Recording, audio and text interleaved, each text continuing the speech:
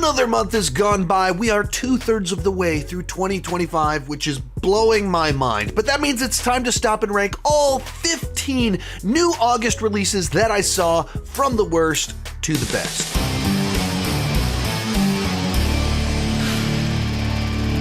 Hi, my name is Sean, and I love to talk about movies and TV way too much. With that in mind, go ahead and join me down below in the comment section. Share your ranking of the August new movies that you saw. And if I missed a movie that you think I would enjoy, let me know about it down below. I saw 15 movies this month, so it's been a busy month. With that said, let's get started. In last place, The Pickup. This is a new Amazon Prime action comedy starring Pete Davidson and Eddie Murphy, and it is pretty well just a classic, dull, mediocre streaming movie. That it's a fun genre, it moves quickly, it has a pair of people that can be very funny, but it just doesn't do anything particularly memorable. And the movie's idea of like hilarious comedy is Pete Davidson eating junk food and farting in an armored truck that the windows don't open. Like, that's like comedy gold here. For the most part, Eddie Murphy is kind of playing the straight man to Pete Davidson's wild, crazy, funny man, in which case you're, for the most part, wasting Eddie Murphy's talent, and then at random, he'll turn into funny Eddie Murphy. And so his character feels uneven, and it tries to have like this arc with Keke Palmer's character, but she's just too unlikable for it to suddenly make me care about her and what she's trying to do in light of what she has done to Eddie Murphy and told Eddie Murphy. So a movie I just couldn't connect with. It wasn't funny enough, the action wasn't good enough, and it wasn't memorable enough to stand out. 14, Eeny Meanie. This is a new film that's kind of like Baby Driver, where this girl, played by Samara Weaving, is trying to get out of the heist game, and she's a talented driver and gets kind of pulled back into it because of her former boyfriend, who's like her partner in life, and she feels a lot of loyalty to him, so she has to do kind of one more job with him, and it's this crazy heist, and it really is kind of like a more serious take on Baby Driver, and parts of it really work, and parts of it, the ex-boyfriend character is just too insufferable, that he's just too dense, he doesn't learn. And to some extent, with where the movie ends, it kind of pays that off a little bit. It does stuff in the last 10 minutes that normally would be really off-putting to me, but it actually felt like the earned conclusion to the story that they'd been telling. But I just don't know that this type of story fits with this high-energy heist genre. It's just an odd mix, and so like the end result was not nearly as fun or enjoyable as a film as it should have been, in light of it being a very fun, enjoyable genre with an actress that I really enjoy doing parts like this. 13, Nobody 2. Man, I hate that this one has to be so low on the list, and maybe it's a little bit of disappointment clouding my judgment a little bit here, but was a huge fan of the first Nobody. Theoretically was very excited for this film, and I just felt disappointed by the entire movie. And I think maybe like there's an extent to which it's probably more rewatchable, or a film that I'll probably go back to more so than some of the ones that are next few spots on the list. But it was also just felt like such a big wasted opportunity, where they decided to take Nobody and like, we want to do something different with it. So we're going to do National Lampoon's Vacation as an action movie. Okay, yeah, I can see that. I can see how that would work with the Nobody formula, give it a little bit more of a comedic bent, a little bit more even focusing on the family even more.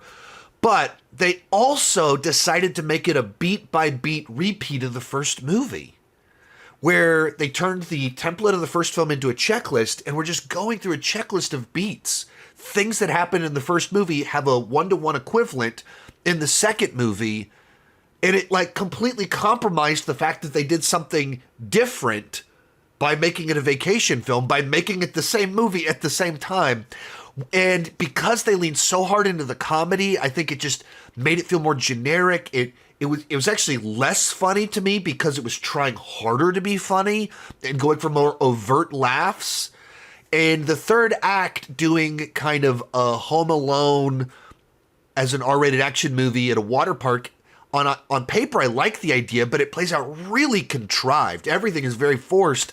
And so a movie that, like, I like the genre, love Bob Odenkirk, many of the supporting cast, great to see him here, but I just left the movie feeling like you should have been so much better and you could have been so much better.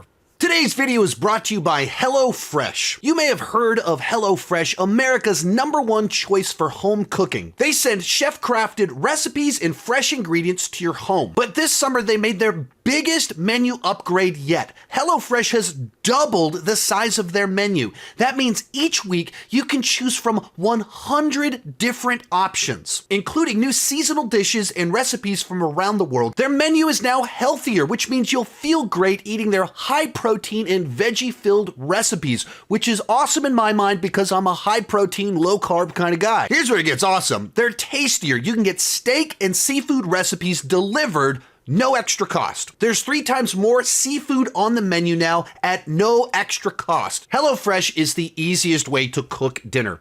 They send you the ingredients in the right proportions. They tell you exactly what to do. And so a terrible cook like me is able to make delicious meals. The best way to cook just got better. Go to HelloFresh.com/SeanChandler10FM now to get 10 free meals plus free item for life. 1 per box with active subscription. Free meals applied as discount on first box. New subscribers only. Varies by plan. That's HelloFresh.com/SeanChandler10FM to get 10 free meals plus a free item for life. 12, Freakier Friday.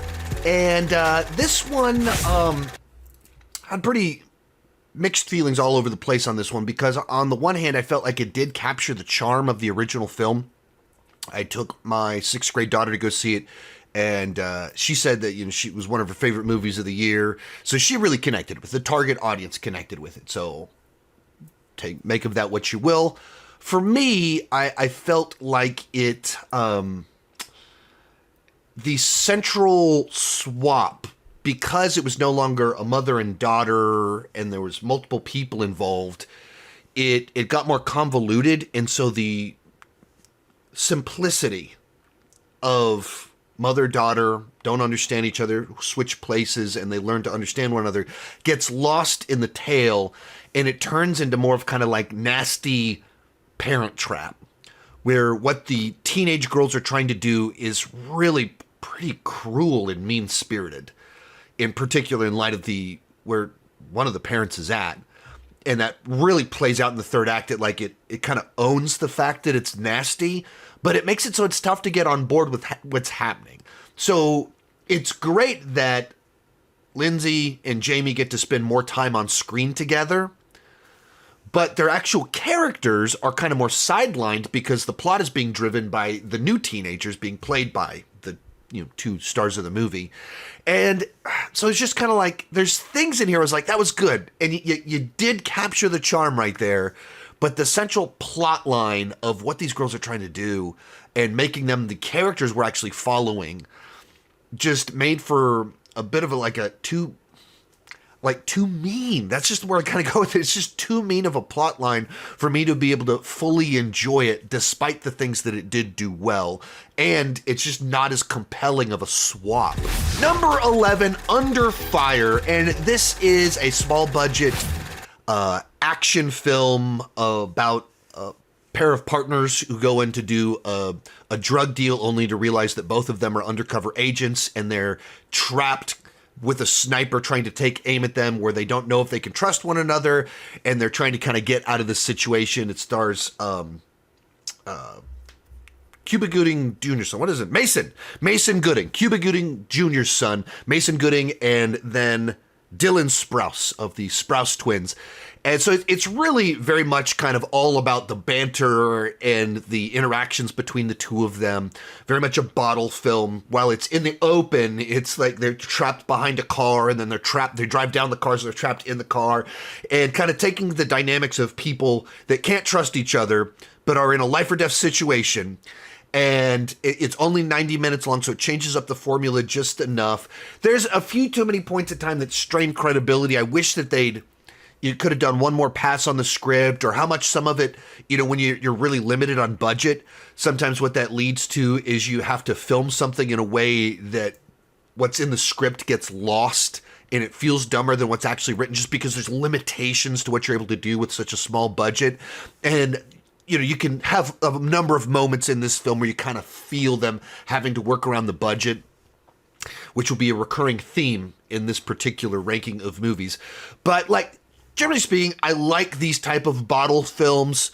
I thought the two leads were fun on screen, and it does kind of keep changing the formula just up enough that you don't feel stagnant too much. Like we're constantly shuffling around from which place we're in, moving the location just a little bit while keeping the specific tension of you can't get out of this corner that they've been pinned in by a sniper. Bringing us into the top 10, Ne Zha 2. This is the highest grossing film of the year and the highest grossing animated movie of all time. It's a Chinese film, and as you can probably tell from the title, it is the sequel to a movie named Ne Zha that came out, I guess, 5 years ago, that didn't make a big splash here in the United States, and then the second one came out and made an insane amount of money in China. So this is actually the second release of this movie this year here in the United States. It released earlier this year, then they did a dub. A24 picked it up for distribution, and it totally bombed. Not terribly surprised by that, because it's a sequel to a movie that not many people here have seen. We don't really know what the title means. Is it a character's name? Is it it's a hard sell. And then even watching the trailer, it's not immediately obvious what the movie delivers. And I was kind of torn by the film because it's kind of two different things. So is the first movie. Both of them are like this, that it's half very juvenile humor, like scatological. The peak of comedy is there's a guy that farts a lot. And sometimes, an old man walks up to a pig's butt and it farts in his face, and the old man can't tell if it's the face or the butt. So he's like, "Oh, you need to brush your teeth." Like that type of comedy in this movie. There's kids peeing. Actually, there's kids peeing in both movies. And in this one, there's people drinking the kids' pee. Peak comedy right here. I didn't care for any of that in the movie. And then there's the Chinese fantasy epic, which could be very cool. And in particular, as it crescendos into the final battle, where it's just heaven versus hell, massive armies that are so big that the way they're almost basically visualized as clouds of people crashing into each other. And as the two armies with their vibrant colors clash together, then there's a mist of red from the blood. There's really cool visualization of the scope and size of it, but also keeping it close enough that you're tracking along with individual characters and individual things that are happening. There's objectives. And so the spectacle of itself was worth checking out. It's not very much not the type of humor, or it goes so body function humor in a way that American movies don't do, certainly not in children's films, family films. So I fully understand why it didn't do great here, and that half of it didn't really work. But once it gets going into the epic stuff, it was pretty cool. Also bringing us into the top 10 is Red Sonja. As I was saying this, I realized that I'd missed a movie on the list, so it's a little higher up. It is now included in the list, and I saw 16 movies this month, not 15. As for Red Sonja, this is a movie that I'd been waiting for it to come out for 15 years. It was Robert Rodriguez was supposed to do it with Rose McGowan 15 years ago, and then that didn't happen. They did a Conan the Barbarian movie that was a disappointment, and they've been talking about making this movie all along the way. And then it finally came out, and it's a kind of movie that essentially you have to go into it understanding that Hollywood is not going to make the $75, the $100 million version of this film. So Millennium went, all right, what's the budget that we can make the movie for? And it was like $17 million. So we're trying to make $100 million film for $17 million. You just right there have to be able to go, okay, I accept that. I accept that this movie was done on a budget and done with limited resources. And I want to see another movie in this genre. There's a big, gigantic asterisk attached to the film.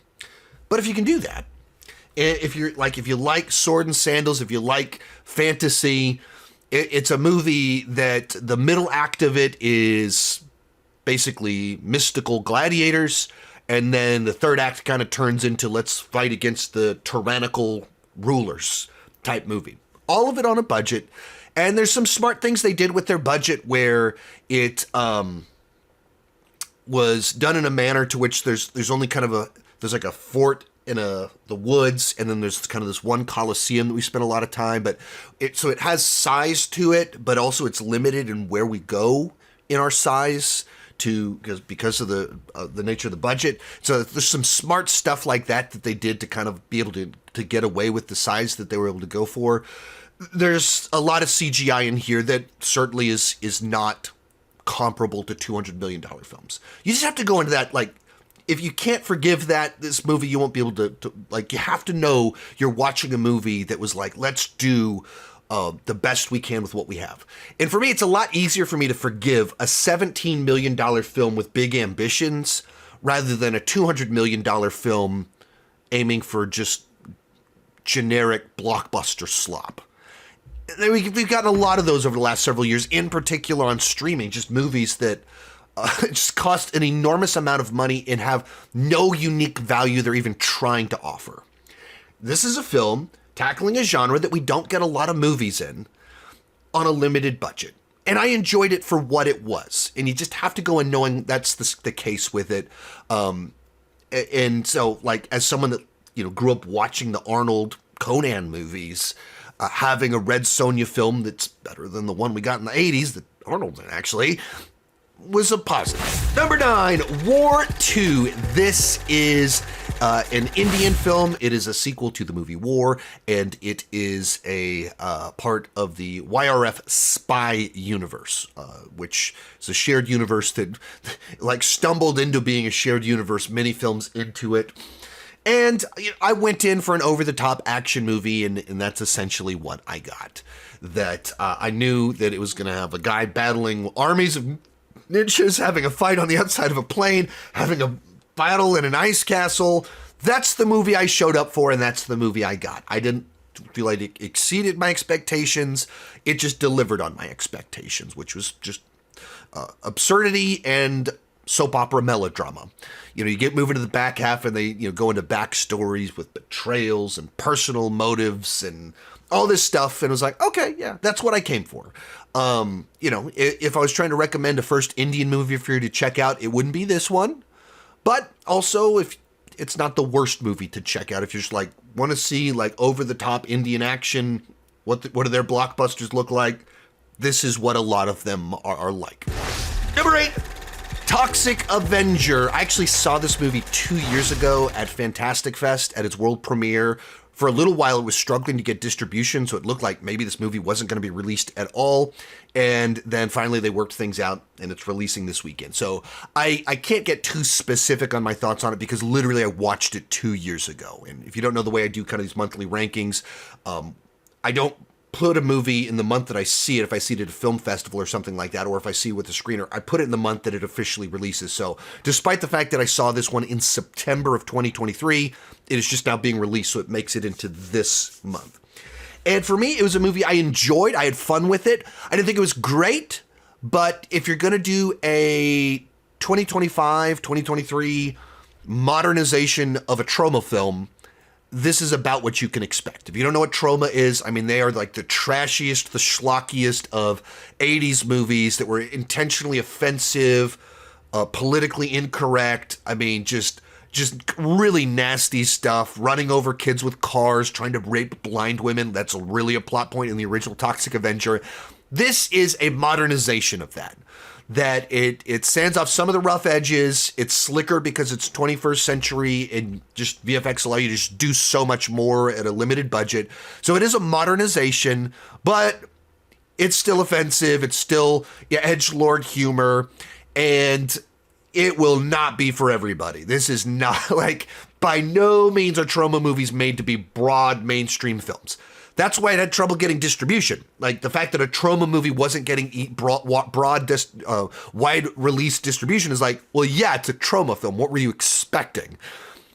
But also at the same time, if you like weird things, if you like edgelord humor, a movie that's just kind of playing around with like doing the most ridiculous, ultra-violent, offensive superhero movie you can make in the year 2025, check it out. 7, Bad Guys 2. I saw this one at a press screening before it came out, and I never posted a review for it, whether a short or a full review. It was just kind of a matter of timing of when I saw it, and burned myself out not in July, just doing too much. So I had to take a little bit of time off, and then my wife was out of town and the school started back up, and I just never ended up posting my thoughts on it. And generally thinking, I thought it was fine. It was good. The first movie is this really fun Ocean's 11 for kids with animals, and this is more of that. It didn't exceed my expectations. It wasn't like a sequel that I thought, man, that's even better than the original one. It was just kind of more of that world. And DreamWorks is a slick studio. This is a fun set of characters, so it was a slick, fun sequel. It didn't offer anything new in my mind, but you don't always have to do that. It just was like, yeah, that was fine. That was enjoyable. I liked that. But nothing more than that. That's almost kind of why I didn't even post a review. I just didn't feel like I had anything even interesting to say about it. It's like, yeah, it's more of the bad guys. Yeah, if you like bad guys, you'll probably have fun with this. It's not quite as good, but it's not like it's overtly bad. It's just kind of like, yeah, this is good. Number 6, Primitive War. This is the movie I forgot to include on my list. I hadn't added it in as a film that I saw, so got missed. And this movie, like Red Sonja, is a film that you have to go into it knowing that it was made on a very limited budget. I saw one person say it was made for $7 million. I don't know if I believe that's even possible, but it is an independent Australian film that is about, it's a Vietnam War movie that stumbles into a dinosaur movie. So, you just have to go into it knowing this is not the $200 million version of this. They do not have Jurassic Park money, like at all. But it doesn't actually limit the size of the film at all. They were still able to make this movie that feels like a big, crossing the country of Vietnam, going to different military bases while battling dinosaurs. And you've got bases, you've got woods, you've got big outside bases, you've got underground bases, you got caves, you have a boat section. Vietnam War movie, you got to spend time in a boat at some point in time. Like, it has all the segments that you expect from a Vietnam War movie while having like also nonstop dinosaur carnage. You have to be able to forgive the fact that it was made on a budget.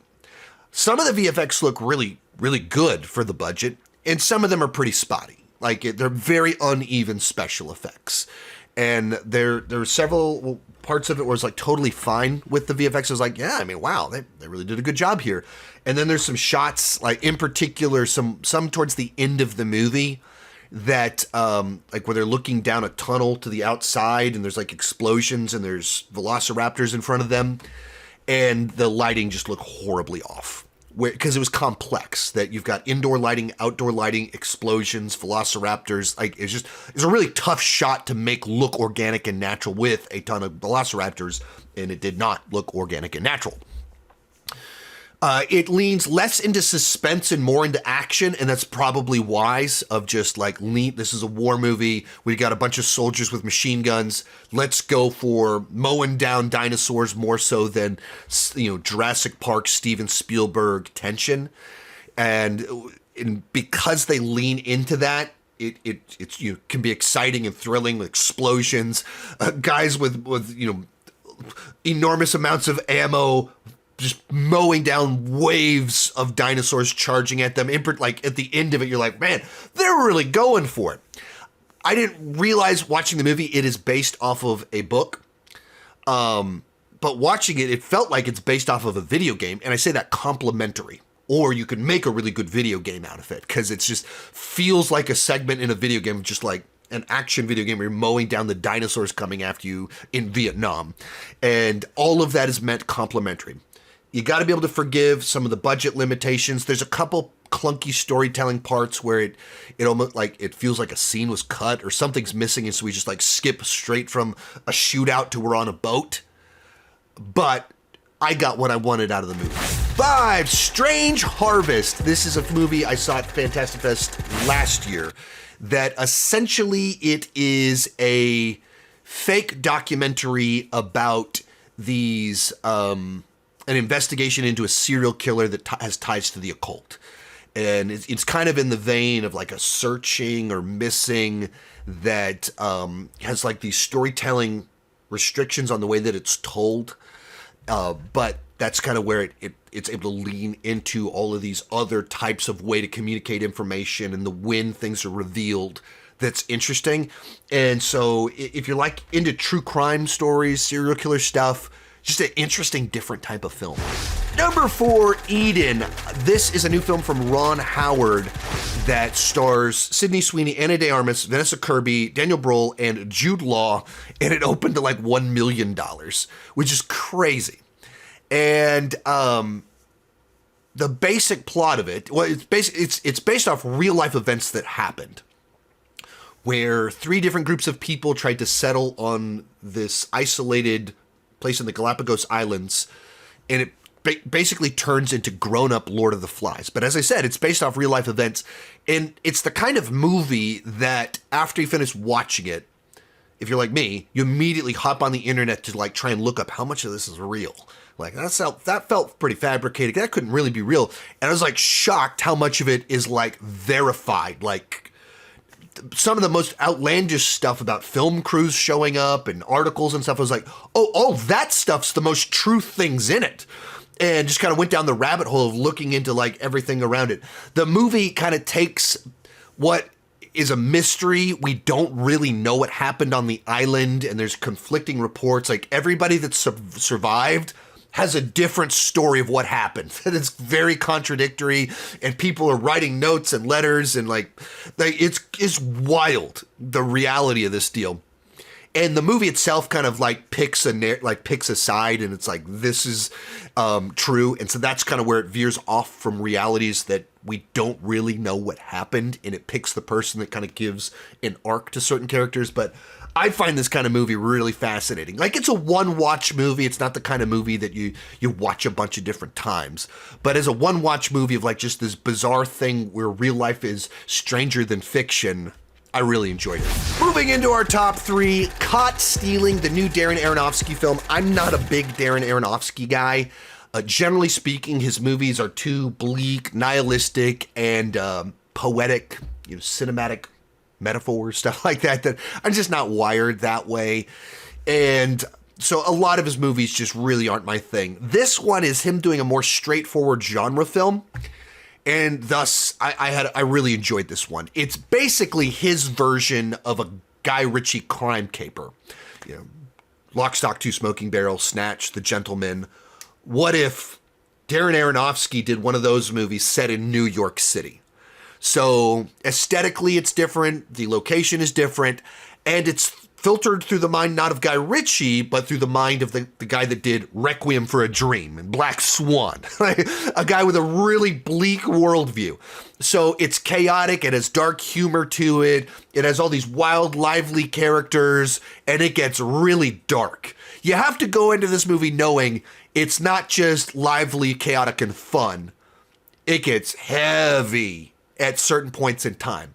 If you're okay with that, which I don't mind going a little bit dark if I kind of know that's what I'm in for, there's a lot of fun to be had here. I actually saw a really cool screening too. Austin Butler and Darren Aronofsky showed up to be interviewed at my screening and they were interviewed by Matthew McConaughey. So that's a really cool way to watch a movie and a cool environment. And you kind of got to hear, before the movie started, some of how they made it, and afterwards kind of a second interview diving into the spoiler side of things and just kind of understanding all the little ways they tried to set it in the late 90s and what drew them to it. And all, like Austin did all of his own stunts, so just really cool. Our runner-up, Weapons. This is the latest film from the director of Barbarian from a few years back, a movie that I loved. And I loved this movie too. It is told in chapters of different people's perspectives on this event that took place where a bunch of kids disappeared. And so you're slowly taking everyone's perspective, their own little subplot in this grander narrative, telling them out of order, and they're slowly merging together as we reveal everything that's been taking place in this city and what's behind all of it. And just a really clever way to tell the story, very unsettling, a lot of organic humor in a very dark film. And it manages to also just kind of have this like crescendos in the third act of all the plot lines coming together, all the little lore that they've set up being used in this reverse manner to just have this crazy final 10 minutes that's really satisfying. But coming in at number 1, The Naked Gun. And it's kind of as simple as this. We just don't get a lot of just laugh out loud, straight comedies anymore. And that's what this was. It was so fun and refreshing to go to a press screening. And from beginning to end, I kept missing jokes because the theater was still laughing from the last joke. And then I went to go see it a second time with my family and with the public. And then once just people, a room full of people laughing out loud for 90 minutes. I felt like they did a great job of honoring the legacy of what came before, continuing that style of comedy, but doing it in their own way that was fresh and new, that it wasn't just copying the jokes of the past. It was doing a new version of them, it was doing their version of them, but continuing what was established in the original trilogy of films. It's not, Liam Neeson is not Leslie Nielsen. They're wildly different actors, but they're really funny at this deadpan comedy in very different ways. So it was like a compliment to what came before. So I just thought it was, I wouldn't call it a pleasant surprise because I was expecting it to be really good. I had really good feelings about this film ever since they said it was going to star Liam Neeson and that Seth MacFarlane was kind of overseeing it. I had really good feelings about it, but maybe it was surprising how much I missed being in a theater full of people just laughing at a movie.